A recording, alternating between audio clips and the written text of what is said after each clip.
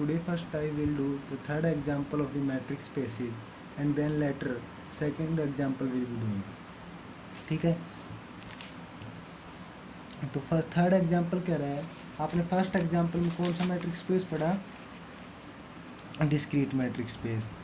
अब आप कौन सा मैट्रिक्स स्पेस कह रहा है, ये Euclidean matrix space. Discrete matrix space में जो मैट्रिक्स थी वो किस तरीके से डिफाइन थी, d x y is equal to 1 if x is not equal to y and 0 if x is equal to y के इक्वल थी। इस तरीके से मैट्रिक्स डिफाइन थी। उसके बाद ये आपसे अब क्या कह रहा है, Euclidean matric space. Third example में आपको यूक्लिडियन मैट्रिक स्पेस के बारे में बताया है। तो देखो, जो डिस्क्रीट मैट्रिक स्पेस था उसमें एक्स क्या था, डिस्क्रीट वाले में एक्स कोई भी एक नॉन एम्प्टी सेट था। ठीक है, ये बात आपने नोट कर रखी है कि वहाँ पर लिख रखा था एक्स भी any arbitrary non empty set. But जो यूक्लिडियन मैट्रिक स्पेस होगा उसमें जो नॉन एम्प्टी सेट एक्स होता है आपको वो क्या कह रहा है, आर एन मतलब देखो आर स्क्वायर में क्या आता है, जब भी मतलब आर की पावर में दिख जाता है उसका मतलब आप समझ जाया करो कि भाई जो एलिमेंट आएंगे वो ऑर्डर्ड पेयर की उस फॉर्म में आएंगे। तो R2 होता था तो मतलब किसकी फॉर्म में आते थे, टप्पल की फॉर्म में आते थे। टप्पल मतलब उस मतलब ऑर्डर पेयर के अंदर 2 एलिमेंट आएंगे। अब यहाँ पर Rn है आपके पास, तो इसका मतलब जो टप्पल होगा वो कितना होगा, n टप्पल होंगे। मतलब उस ऑर्डर पेयर के अंदर कितने एलिमेंट आएंगे, 3 एलिमेंट n एलिमेंट आएंगे। अगर x उसके Rn के अंदर है तो इसका मतलब x किसके इक्वल होगा, x1 x2 up to xn। तो इसको आप किस तरीके से लिख सकते हो, x1 से xi और xn, इस तरीके से लिख सकते हो। ठीक है, अच्छा अब आप देखो, ये तो बात हो गई नॉन एम्प्टी सेट की। तो जब भी आपको मैट्रिक्स स्पेस प्रूव करना होता था आपको क्या क्या होती थी, मैट्रिक की डेफिनेशन किस तरीके से बनती थी कि भाई मैट्रिक किसके ऊपर डिफाइंड होगी, मतलब कौन सी नॉन एम्प्टी सेट के ऊपर डिफाइंड होगी। तो यूक्लिडियन मैट्रिक स्पेस में ये बात क्लियर हो गई कि भाई जो मैट्रिक्स नॉन एम्प्टी सेट होगा वो Rn होगा, मतलब सेट ऑफ n टप्पल्स के एलिमेंट होंगे उसके अंदर। सेकेंड बात क्या कहता है, सेकेंड बात फंक्शन डिफाइन करना होता था कि मतलब मैं डी एक्स वाई को डिस्टेंस फंक्शन को आप किस तरीके से डिफाइन करो, जिस तरीके से हमने डिस्क्रीट मैट्रिक स्पेस में पढ़ा कि भाई डी एक्स वाई 1 कब, जब x not equal to y और 0 if x equal to y. तो इसी टाइप से जब आप यूक्लिडियन मैट्रिक स्पेस का जो फंक्शन डिफाइन कर रहे हो वो इस तरीके से डिफाइन कर रहे हो कि डिस्टेंस फंक्शन ऑफ x, मतलब डिस्टेंस बिटवीन एक्स वाई किस तरीके से है, summation of x I minus Y आई का होल स्क्वायर का अंडर रूट ले रखा है। ठीक है, इसको बोलेंगे किस तरीके से, ये कह रहा है distance function Euclidean matric space में आप किस तरीके से डिफाइन करोगे। उसको बोलने का तरीका देखो आप, कि जो आपके पास x मतलब n टप्पल वाला जो सेट है x is equal to Rn, इसकी कोई भी 2 एलिमेंट x और y लो। जब आप x और y लोगे तो x की वैल्यू किसकी इक्वल होगी, मतलब x किसकी फॉर्म में लिखा जाएगा, इसकी फॉर्म में लिखा जाएगा x1 up to x2 up to x1 x2 up to xn की फॉर्म में। इसी टाइप से y किस तरीके से लिखा जाएगा, y1 y2 and up to yn, इसमें गया। ठीक है, इस तरीके से गया। अब देखो ये क्या कह रहा है कि जो टप्पल की ऑर्डर पेयर के अंदर की कोरस्पॉन्डिंग एलिमेंट है ना, मतलब x1 माइनस y1, इसका होल स्क्वायर कर दो, प्लस x2 माइनस y2 का whole square, plus up to कहाँ तक xn माइनस yn के होल स्क्वायर, इस टाइप से कर दो। इसका जो अंडर रूट ये क्या होगा, डिस्टेंस फंक्शन होगा किसके लिए, यूक्लिडियन मैट्रिक स्पेस के लिए, कि सेट के 2 एलिमेंट के बीच का कोरस्पॉन्डिंग डिफरेंस का होल स्क्वायर किया, फिर उनका सम किया और फिर टोटल का अंडर रूट कर दिया, स्क्वायर रूट कर दिया।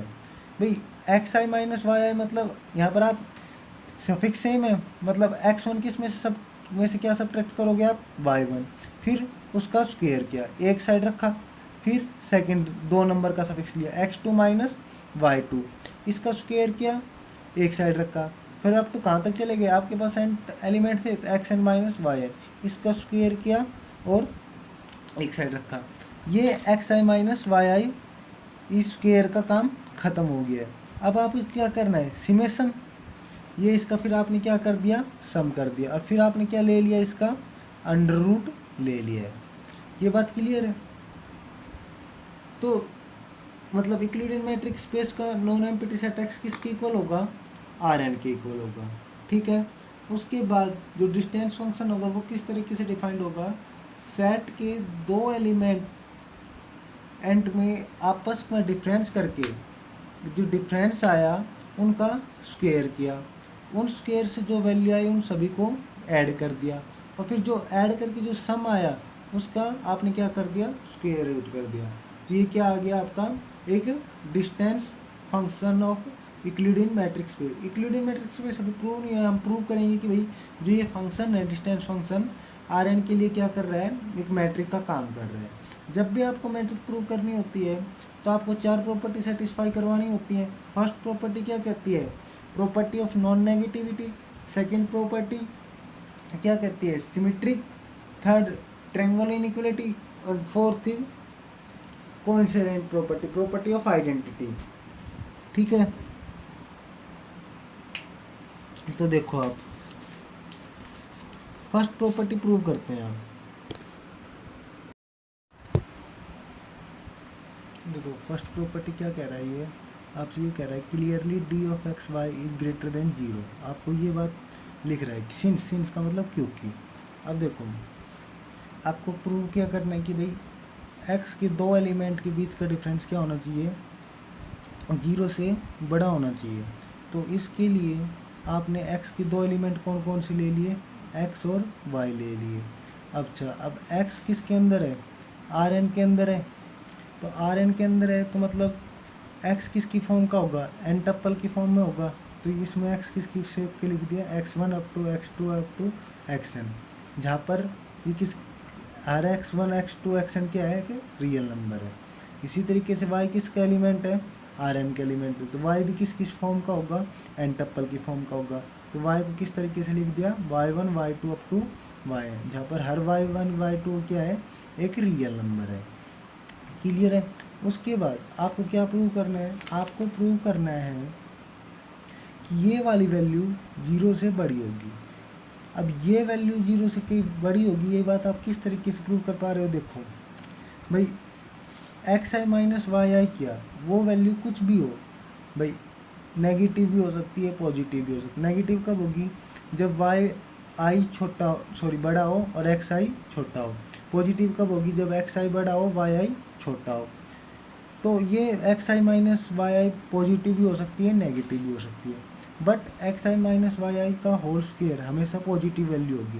क्यों होगी, क्योंकि आपको पता है किसी भी चीज़ का स्क्वायर करते हैं तो वो एक पॉजिटिव वैल्यू आती है।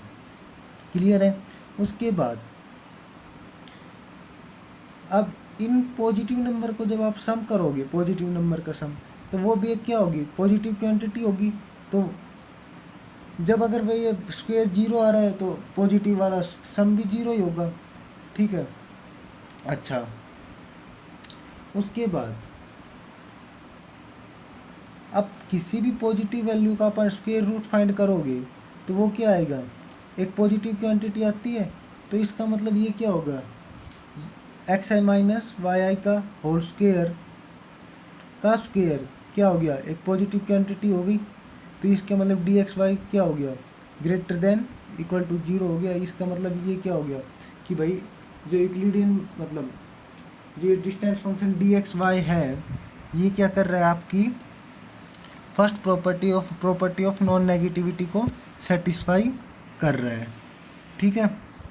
इसके बाद सेकंड प्रॉपर्टी आपसे कौन सी कह रही थी, आपसे ये बात कह रही थी डी एक्स वाई क्या होगा, 0 के इक्वल होगा। कब, if and only x y क्या हो, जीरो की sorry if and only x y क्या हो इक्वल हो। तो अब आप क्या लेके चलो, देखो आप ये मान लो डी एक्स वाई क्या है, जीरो के इक्वल है। आप प्रूव क्या कर दो, आप प्रूव कर दो कि एक्स वाई क्या है इक्वल है। तो अगर डी एक्स वाई जीरो के इक्वल होगा तो इसका मतलब क्या होगा कि जो डिस्टेंस फंक्शन आपको दे रखा है एक्स आई माइनस वाई आई का डिफरेंस का स्क्वेयर ये भी जीरो होगा। अच्छा, अब किसी चीज़ का स्क्वेयर रूट जीरो आ रहा है तो इसका मतलब जो अंदर वाली चीज़ है वो क्या होगी, जीरो होगी। इसका मतलब ये क्या हो गया, एक्स आई माइनस वाई आई का होल स्क्वेयर का समेशन क्या है, एक जीरो क्वांटिटी है। अच्छा, अब एन क्वांटिटी का सम क्या है, जीरो है, तो इसका मतलब वो क्वांटिटी क्या होगी, एक्स आई माइनस वाई आई का होल स्क्वेयर क्या हो गया, जीरो। अब किसी चीज़ का स्क्वेयर जीरो है तो इसका मतलब वो चीज़ जीरो है, तो इसका मतलब एक्स आई माइनस वाई आई क्या हो गया, जीरो। यहाँ पर क्या चल रहा है, for all i is equal to 1 to n, for all i is equal to 1 to n, for all i is equal to 1 to n। इसका मतलब एक्स आई क्या हो गया, वाई आई के इक्वल हो गया। अच्छा, इसका मतलब एक्स वन किसके इक्वल हो गया, वाई वन के, एक्स टू वाई टू के, और एक्स एन वाई एन के इक्वल हो गया है। जब एक्स एन वाई एन के इक्वल हो गया है तो इसका मतलब x one x two up to x n को आप इस तरीके से भी लिख सकते हो, एक्स वन की जगह वाई वन वाई टू और इसकी जगह वाई एन। तो इसका मतलब एक्स और ये किसकी वैल्यू थी, एक्स की, और ये किसकी वैल्यू थी, वाई की। तो आप क्या देख पा रहे हो, एक्स इक्वल टू वाई हो चुका है। तो आपने क्या प्रूव कर दिया, अगर distance function of x y zero था तो एक्स इक्वल टू वाई आ गया। इसी तरीके से आप क्या प्रूव करोगे, अब आप ये मान के चलोगे अगर एक्स किसके इक्वल हो, वाई के, तो प्रूव क्या कर दो, डी एक्स वाई क्या हो, जीरो। तो देखो अगर एक्स वाई जीरो है इक्वल है मतलब, तो ये दो ऑर्डर टप्पल कब इक्वल होते हैं, जब उनके हर एलिमेंट एंट्री क्या हो, इक्वल हो। इसका मतलब एक्स वन किसके इक्वल होगा भाई, एक्स इक्वल टू वाई कब होगा, जब एक्स वन किसके इक्वल हो, वाई वन के, एक्स टू किसके इक्वल हो, वाई टू के, और एक्स एन किसके इक्वल हो, वाई एन के। तो इसका मतलब ये क्या कहना चाह रहा है शॉर्ट में, एक्स आई किसके इक्वल हो, वाई आई के, for all i is equal to 1 to n। जब एक्स आई वाई आई हो गया तो इसका ऑपोजिट करोगे तो ये क्या हो गया, एक्स आई माइनस वाई आई क्या हो गया, जीरो। फिर इसका आप क्या कर दो, स्क्वेयर कर दो। ये क्यों कर दिया, क्योंकि आपको इस टाइप का फंक्शन दे रखा है। फिर क्या कर दो, इनका समेशन कर दो। क्लियर है। अच्छा, फिर इस क्या कर दो भाई, जीरो का स्क्वेयर किया, जीरो ही आया। सुन, zero plus zero, zero plus zero, zero ही रहेगा। फिर इसका अंडर रूट करोगे, जीरो का अंडर रूट कितना होता है, जीरो ही होता है। तो इसका मतलब ये क्या हो गया, डी एक्स वाई किसके इक्वल हो गया, जीरो के। तो आप क्या लेके चले थे, एक्स वाई लेके चले थे, और डी एक्स वाई को क्या प्रूव कर दिया आपने, जीरो के इक्वल प्रूव कर दिया। इसका मतलब सेकंड प्रॉपर्टी भी क्या हो गई, आपकी सेटिस्फाई हो गई है। थर्ड प्रॉपर्टी देखो आप,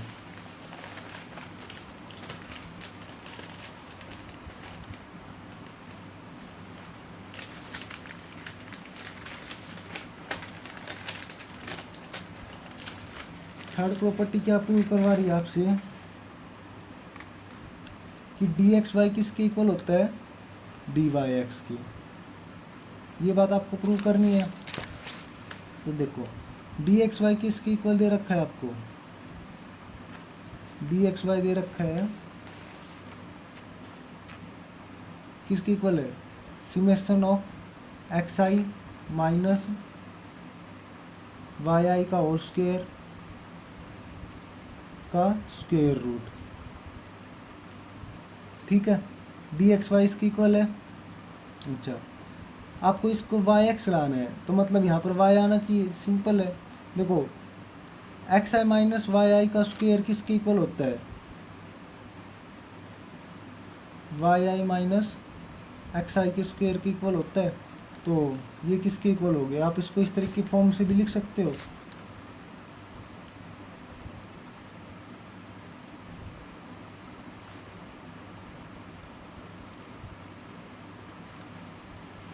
ये किसके इक्वल हो गया, डी वाई एक्स की। इसका मतलब डी एक्स वाई किसके इक्वल हो गया, डी वाई एक्स की। ठीक है, फोर्थ प्रॉपर्टी देखो, और इसकी इंपॉर्टेंट प्रॉपर्टी जैसे एज यूजुअल आप देख पा रहे हो, फोर्थ प्रॉपर्टी को प्रूव करने में थोड़ा कंसेप्ट यूज हो रहा है, तो यहाँ पर भी वो यूज होगा। फोर्थ प्रॉपर्टी को देखो, आपको क्या प्रूव करना है, आपको ये बात प्रूव करनी है कि जो डी एक्स वाई है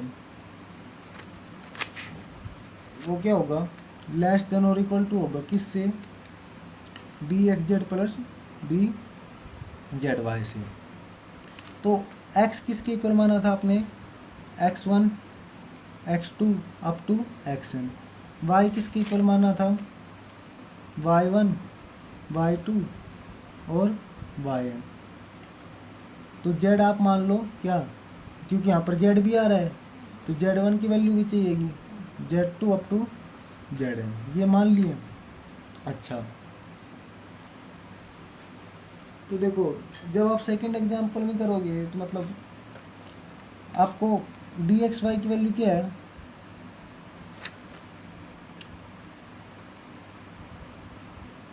summation of x I minus Y आई का होल स्क्वायर का स्क्वायर रूट। क्लियर है। अच्छा, इसमें आप क्या करो, ऐड और सब्ट्रैक्ट कर दो किसको, जेड आई को। लिखो add and subtract Z I. ठीक है, तो ये क्या हो गया, इन वो ये लाइन लिखने की बात नहीं है, वैसे आप पेपर में करोगे तो जब आप मत लिखना, वैसे आप इसको मैं ये बताना चाह रहा हूँ कि भाई हमने ऐड और सब्ट्रैक्ट किया किसको, जेड आई को। तो ये क्या हो गया, summation of I equal to 1 to n X I. पहले हम क्या करते थे, सब्ट्रैक्ट करते थे जेड आई, फिर ऐड किया जेड आई माइनस वाई आई का होल स्क्वायर। तो ये क्या हो गया, under root as it is. हमने कुछ नहीं किया, उसमें ऐड और सब्ट्रैक्ट किया है। ठीक है। अच्छा, अब देखो ये x I minus Z I को आप एक मान के चलो, और जेड आई माइनस वाई आई को एक टर्म मान के चलो।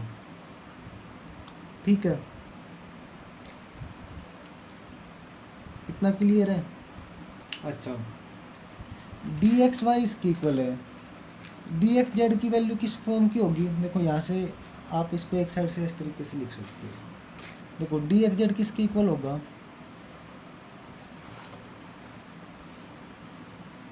डी एक्स जेड इसके इक्वल ही होगा ना, summation of x I minus Z I का होल स्क्वायर का स्क्वायर रूट। भाई जब एक्स वाई था तो x I minus Y i हुआ, तो एक्स जेड है तो x I minus Z i हो गया। और डी जेड वाई किस फॉर्म का होगा, summation of I equal to 1 to n Z I minus Y आई का होल स्क्वायर की पावर 1/2। इतना क्लियर है। तो आपको बेसिकली ये बात प्रूव करनी है, क्या बात प्रूव करनी है, कि summation of x I minus Y आई का whole square is less then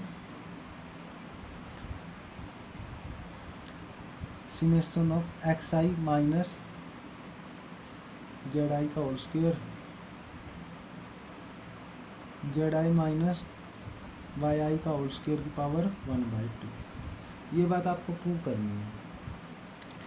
तो दिक्कत यहाँ पर कुछ नहीं है।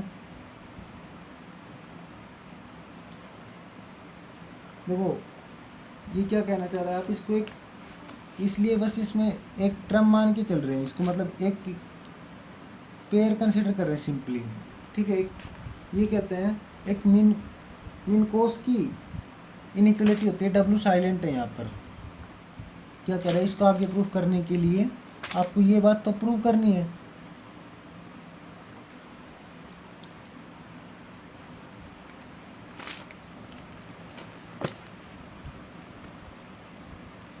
एक मीन कोस की इनइक्वलिटी होती है, डब्ल्यू साइलेंट बोला जा रहा है। ये क्या कहती है आपसे कि अगर पी क्या है, कोई भी नंबर हो जो 1 से इक्वल या 1 से बड़ा हो, और एक्स एन और वाई एन जहाँ पर एन की वैल्यू क्या हो, 1 से लेके कुछ भी मतलब पॉजिटिव नंबर, वो क्या हो, नॉन नेगेटिव रियल नंबर हो,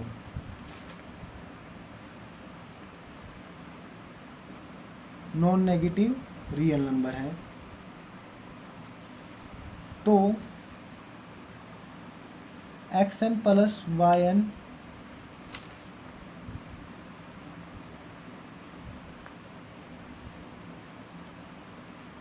is less than summation of X N की power P is less than 1 by P.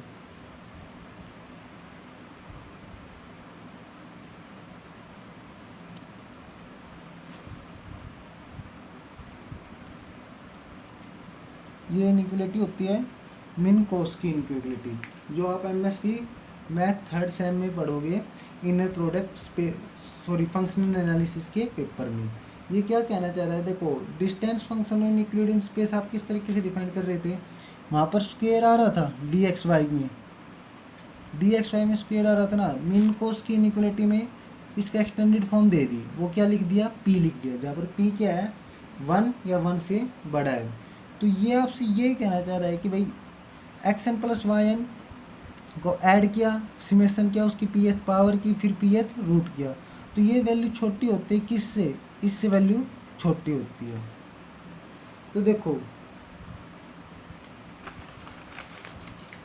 ये वाला पार्ट आपको प्रूव करना था, यहाँ तक आप पहुँच चुके थे। आपने डी एक्स वाई की वैल्यू ली थी, इसमें ऐड और सब्ट्रैक्ट जेड आई किया था।